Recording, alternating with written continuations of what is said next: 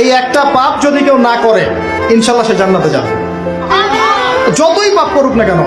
বাসায় মা বোন যারা আছে অনেকেই দেখা যায় চুল আশ্রয় চিরুনি পরে গেলে বলে আজকে মেহমান আসবে। কি আসবে আজকে? মেহমান আসবে আজকে বললেই সে বাসা থেকে বের হচ্ছেন, আপনার পাঞ্জাবিটা একটু আটকে গেছে, আপনার স্ত্রী বলছে একটু বসে যান, অমঙ্গল হতে পারে, বসেন। বাস মুশরিক, শিরক হয়ে গেল। মুসলিম সমাজে রন্ধ্রে রন্ধ্রে শিরক। এখন রাস্তাঘাটে উঠতে বসতে পেপার পত্রিকা খুললেই শিরক। পেপার খুলবেন রাশিফল, সিংহ রাশি কন্যা রাশি, দিনটা কেমন যাবে বিশ্বাস করলেই মুশরিক হয়ে যাবে। রাস্তার পাশে টিয়া পাখি দিয়ে ভাগ্য পরীক্ষা করছে, হাতটা দেখে দেন তো ভাই কি আছে, বললেই শিরক হয়ে যাবে। আংটি বিক্রি করছে, আংটি পরলে রোগ ভালো হবে, হাতে দিল রোগ ভালো হবে এই উদ্দেশ্যে, মুশরিক।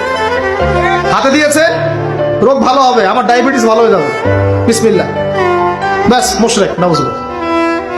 এই আকীদা নিয়ে পড়লেই মুশরিক। মুসলিম সমাজে অহরহ শিরক আছে। আর আবু জেহেলের যুগে কি ছিল ভাই? আবু জেহেলের যুগে অনেকদিন বলেছি মেজর 5টা সমস্যা ছিল। কয়টা? মেজর 5টা, মাইনর সমস্যা অনেক, মেজর 5টা। এক, আবু জেহেলের যুগের বেশিরভাগ মানুষ শিরক করতো। কি করতো ভাই? লাত, উজ্জা, হবল, মানাত এইসব মূর্তি পূজা করতো। এখন হয়তো মুসলিম সমাজে এটা নাই ঠিকই, কিন্তু মুসলিমরা এখন কবর মাজার পূজায় শুরু করেছে, করে নাই? মুসলিমরাও এখন নেক্সট সুরতে ধোকা খাচ্ছে। শিরক তো আমাদের সমাজে চলছে। শিরক কি হয় কেন আমি লেকচার দিয়েছি, দেখবেন মুসলিম সমাজে কত শিরক চলছে। আবু জেহেলের যুগে শিরক ছিল, এগুলো বলতে থাকলে এটা নিয়ে আলোচনা করতে হবে। আলোচনার টপিক আমার আজকে অন্য। আবু জেহেলের যুগে কি ছিল ভাই? শিরক ছিল, সমাজে রন্ধ্রে রন্ধ্রে শিরক ছিল।